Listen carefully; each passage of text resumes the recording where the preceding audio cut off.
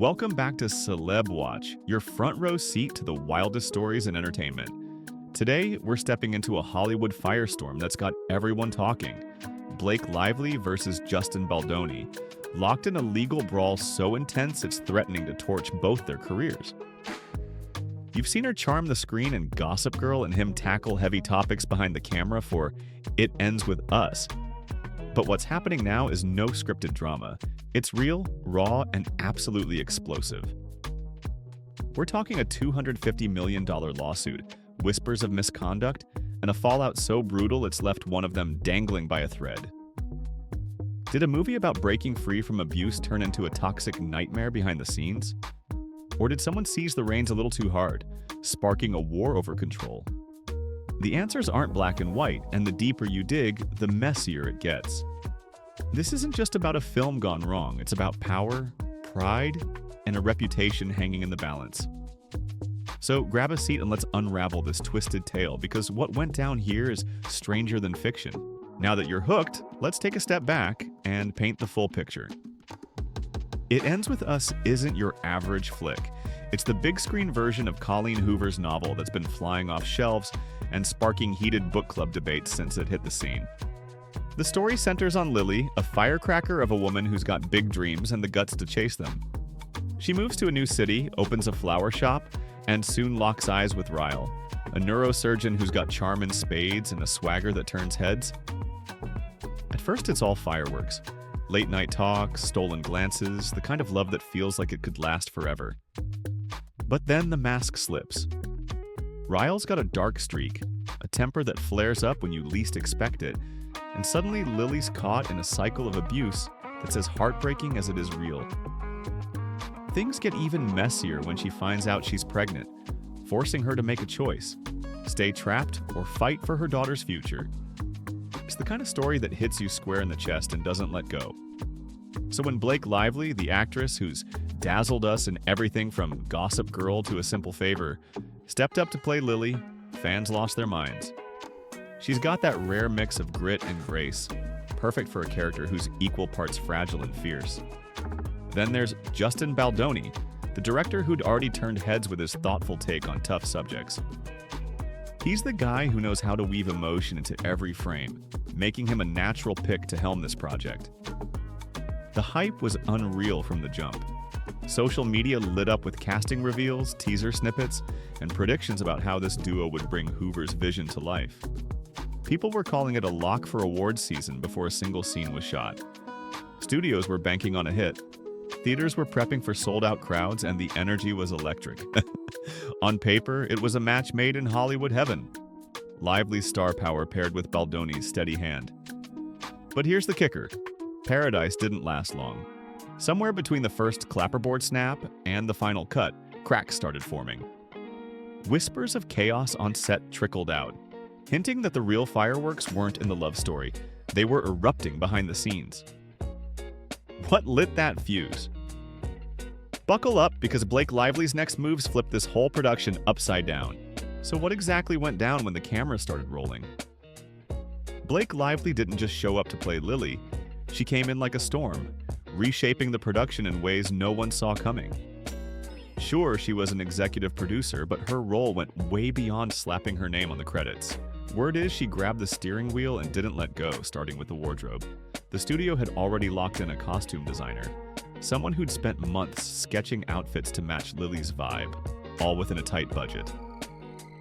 But Lively had other plans. She brought in her own stylist, a big-name pro from her inner circle, and tossed out the original designs like they were last season's leftovers. New threads started pouring in. Custom pieces, high-end labels, the works. It was a total overhaul that jacked up costs by $500,000, leaving the crew scrambling to balance the books. Then there's the editing bay. Lively wasn't content to just act. She wanted a say in how the film looked, so she pulled in an editor she'd worked with before. Here's the twist. This guy's biggest gig was a Taylor Swift music video, not a feature film. Handing him a project this size was a gamble, and some say it showed in the early cuts. Music was next on her hit list. She swapped out the planned composer for someone she handpicked, a move that raised eyebrows since the new guy hadn't scored anything close to this scale. But the boldest play? She snagged a rough cut of the movie, unfinished, unpolished, straight off the laptop rough, and jetted off with it. Destination: Colleen Hoover's book event, a massive fan gathering where leaks could have spread like wildfire. Studios have ironclad rules about this stuff for a reason. Early footage hitting the internet can tank deals, spark piracy, and derail the whole release. Lively didn't seem fazed. She stuffed the hard drive in her bag, hopped a plane, and screened it anyway, brushing off warnings from Sony and Baldoni's team at Wayfarer Studios. This wasn't just a creative flex, it was a power move that sent ripples through the set. Tension spiked, trust frayed, and Justin Baldoni found himself sidelined on his own project. Was she trying to make the film her own, or was this a reckless grab for control? Whatever the intent, it set off a chain reaction that nobody could ignore. And the fallout. That's where things really started to heat up. Things were already simmering on set, but then the New York Times dropped a bombshell that turned the heat way up. Picture this.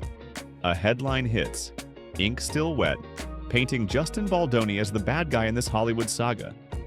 The article didn't pull punches. Anonymous sources spilled about a toxic work environment, pinning the blame square on him. Tales of hostile vibes, mismanagement, the works, all laid out for the world to see. It wasn't some fluffy gossip piece either. This was heavy, with memos and insider whispers backing it up. The timing couldn't have been worse or better, depending who you ask. It ends. With Us was still fresh, and this story hit like a sledgehammer. For Baldoni, the fallout was instant and brutal. His agent at WME, one of the biggest powerhouses in the game, cut ties overnight. No warning, just a phone call and he's out. His podcast, a passion project that had built him a loyal following, got the axe too. Network execs deciding the heat was too much to handle. And those film deals he'd been lining up? Poof, gone faster than you can say contract. Word spread quick. Studios didn't want the baggage, and his name started feeling like a liability. Years of building a rep as the thoughtful director with a golden touch, shredded in a single news cycle. Baldoni's camp swears the piece was a setup, fed by Lively's team to flip the narrative and bury him. True or not, the damage was done. His career dangling by a thread while Lively kept her spotlight intact. Fans split hard. Some saw him as a scapegoat, others bought the villain story hook, line, and sinker. Public opinion turned into a battlefield, and the article became the match that lit it all up.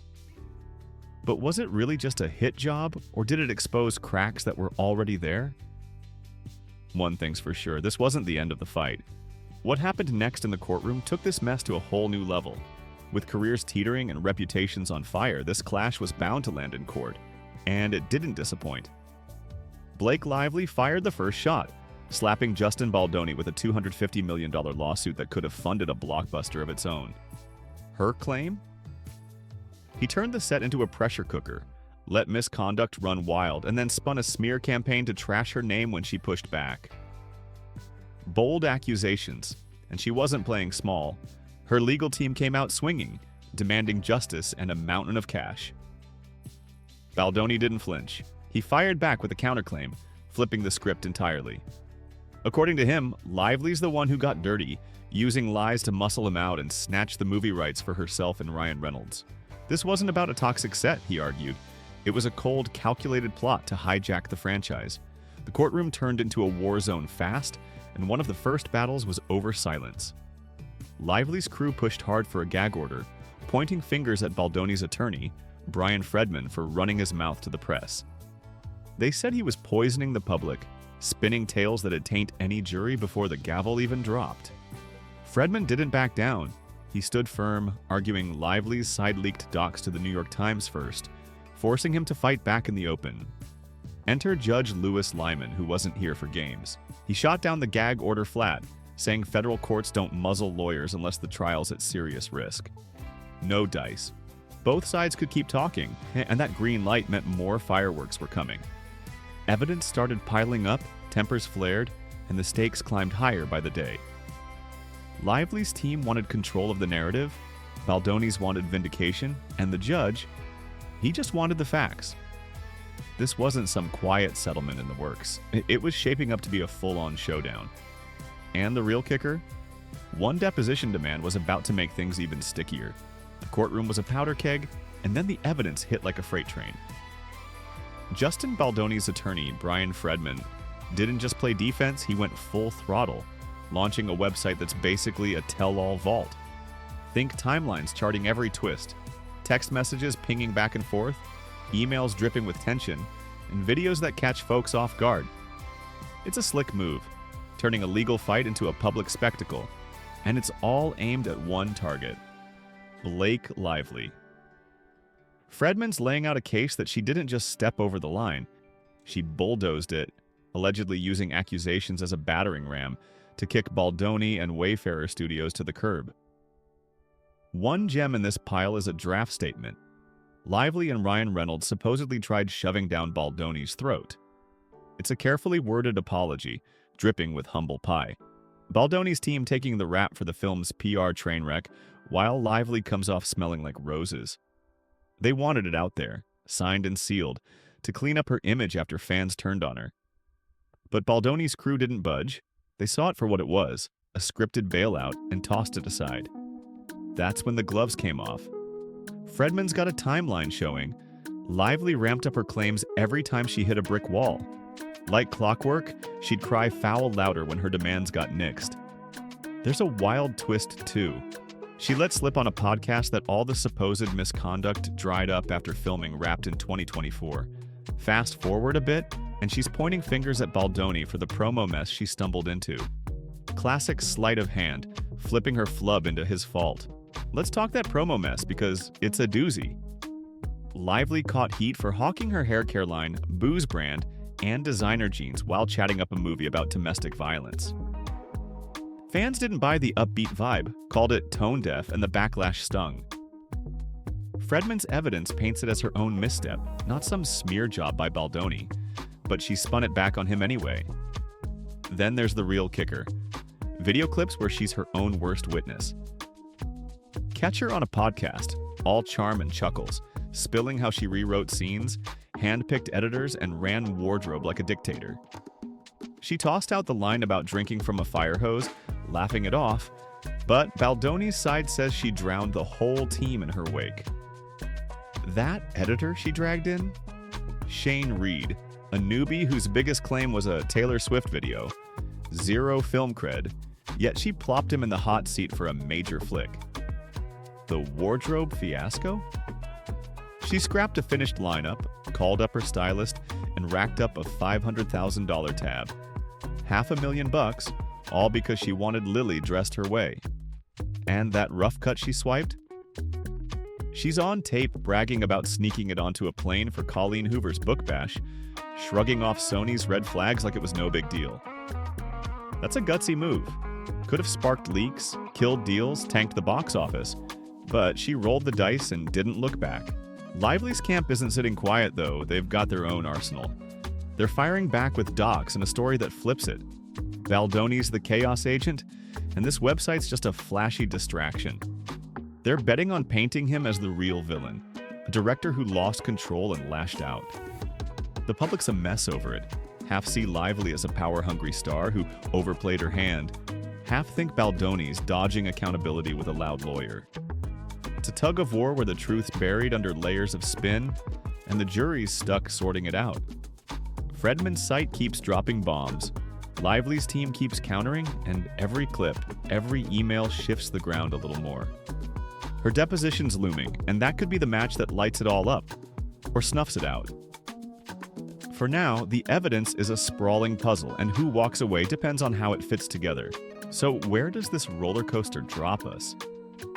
Blake Lively and Justin Baldoni turned a tearjerker film into a legal brawl that's got Hollywood buzzing. Lively's $250 million suit claims Baldoni made the set a snake pit and smeared her when she fought back. Her wardrobe splurge, editor swap, and rough-cut stunt backing her bold play. Baldoni fires back, saying she's the schemer, twisting truth to nab the franchise with Ryan Reynolds. Evidence piles up.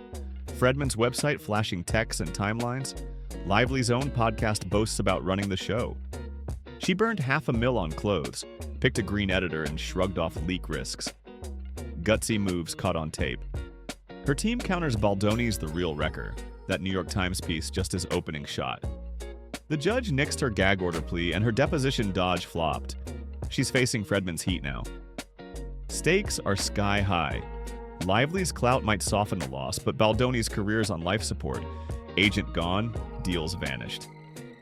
This isn't just their fight, it's a peek into who owns a movie.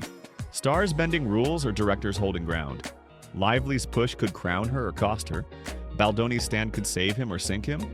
The trial might jump from 2026, and the fallout could shift how sets run. It's a stark lesson. Ambition can lift you up or burn you down. So who's right?